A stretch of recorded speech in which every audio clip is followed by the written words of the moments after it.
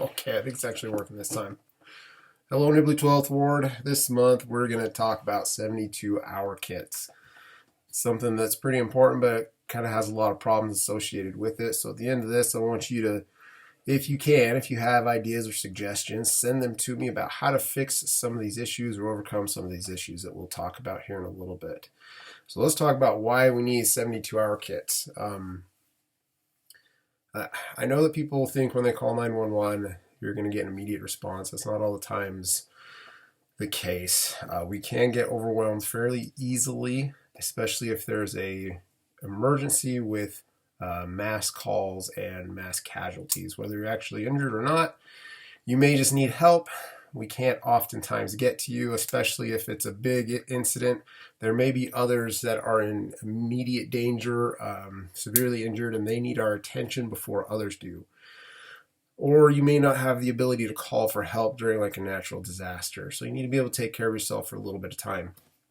As I was looking through some information about 72-hour kits, I thought about Hurricane Katrina and looked at some information about their emergency response and how long people were waiting for help during Hurricane Katrina.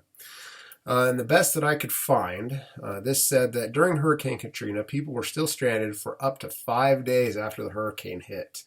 Now you got to imagine there was a lot of flooding that was going on. There was no food. I don't know if there was any water to be had. So 5 days is quite a long time to be able to take care of yourself without evacuation or without help from others.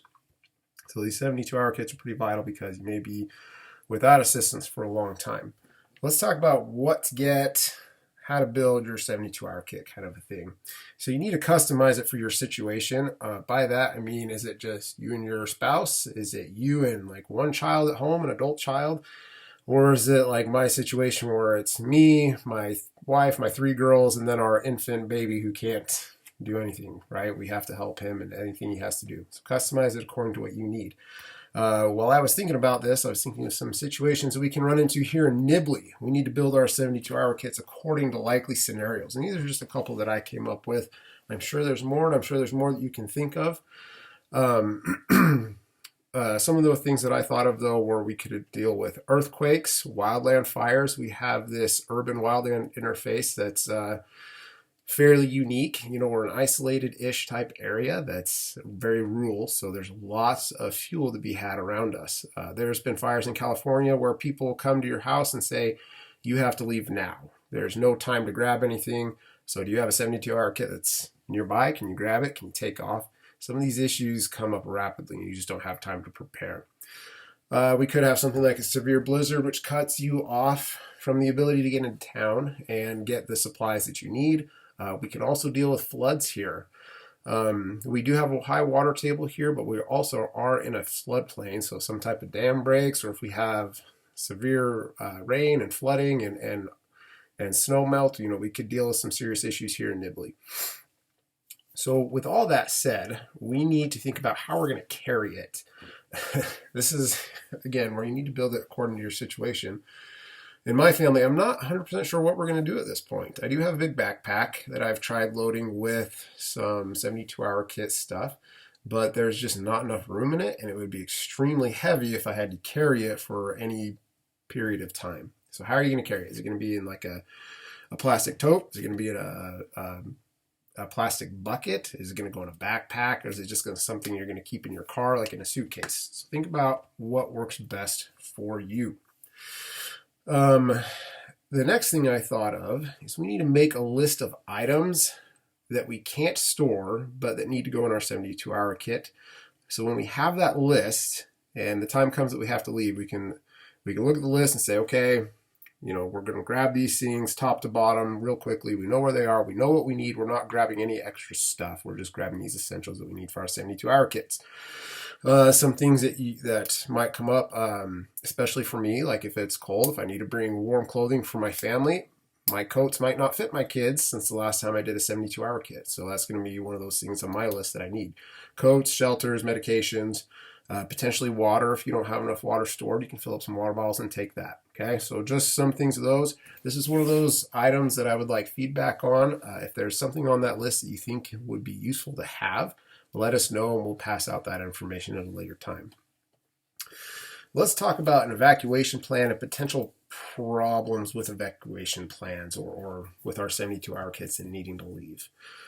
And this, again, kind of, I feel like pertains more to people in my situation where you have a young family. I think if it's just you and your spouse, it's a little easier to get out on your own. You don't need as much stuff, or that you and your spouse can both carry enough to take care of yourselves. So let's think about this. Like, how are you going to feed your infant? Right now we're experiencing a formula shortage. It's kind of a big issue. Are you going to have that same issue during a 72-hour kit emergency? If you have enough formula on hand that you can throw it in there and you can take it with you.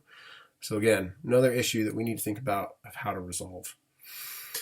Warm clothing, like I talked about. My kids, they grow. Since the last time I made a 72-hour kit, their stuff might not fit anymore. Another potential problem is your shelter or a tent. It might be too big or heavy to carry with you if you have to carry it on your back. And again, all this stuff really may not be as big of an issue if you're able to take your vehicle with you, but who knows if you can or you can't. What about water? So in an earlier video I did, it is recommended that in an emergency or survival situation that each person has 1 gallon of water per day, per person. That equals a lot of water for me and my family. So that's 6 people, 6 gallons of water for each person for 3 days. It's a lot of water. It gets really heavy really quickly. So how do we overcome that? Well, maybe we have a purification system or a filtration system, but again, you don't know where your water source is coming from. So if you have any great ideas of how to overcome that issue, let me know. Maybe the gallon a day is a little too much. Maybe you use something like a half gallon, and we'll talk about that here in just a second of how you might be able to get away with that. You may need large amounts of food, and it may be something that your food source may be something like what I have, which you need to rehydrate to eat. Well, experts on this matter have said take stuff that does not need to be prepared, like high calorie protein bars or energy bars, something like that, are a great thing for a 72-hour kit. It's not going to be great eating, but it is going to be something and get you down the road. Another option is maybe MREs. They have everything that they need to cook inside of them. Fairly lightweight, fairly compact, maybe a good option for something like that. We talked about that a little bit already, but how do you prepare your food? Maybe don't. Maybe that's the best option, is don't prepare your food. You need to have something that doesn't need to be prepared, because that's just more equipment that you need to bring with you. What about your means of travel? This kind of refers back to customizing your kit and how to build it and what you're going to store it in. Maybe it just needs to go in a backpack. A big Tupperware or a big tote may not be, not a Tupperware, a big plastic tote may not be the best option, okay? All right, next. Here are some basics that you need in your 72-hour kit. And again, these are just basics to get you started. You can customize it as you will later. You need food, shelter, and water of some type. You need a light source. I don't recommend your phone. That's not going to be a great light source. You need to bring your medications that you need. You need to also bring a radio, like some type of portable battery-powered radio. It can give you information on where to meet to seek shelter or aid or evacuation points. You need a first aid kit. We talked about these already before. Commercial first aid kits are worthless, and I'll give you a great example right here.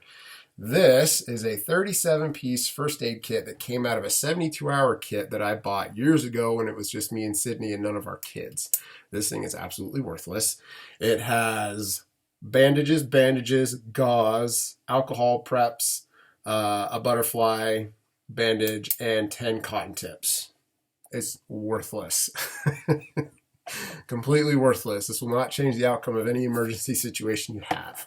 If you would like, I'd be happy to talk more about that later, or you can refer back to our first aid kit video, which is going to give you equipment and information that can actually help you in an emergency situation. Okay, back to what we needed as our basics. You need your cell phone and your chargers. It's always going to be useful. Plastic sheeting and duct tape. For whatever reasons, duct tape fixes everything, right?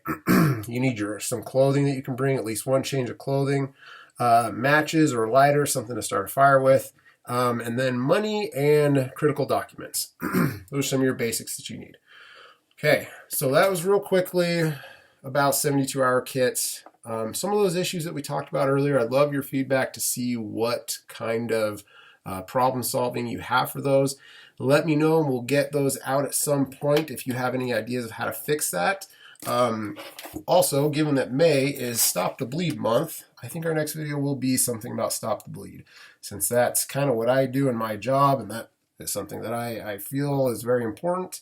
If there's another thing that you would like to hear about instead, let me know, but I feel like that may be the next thing we talk about.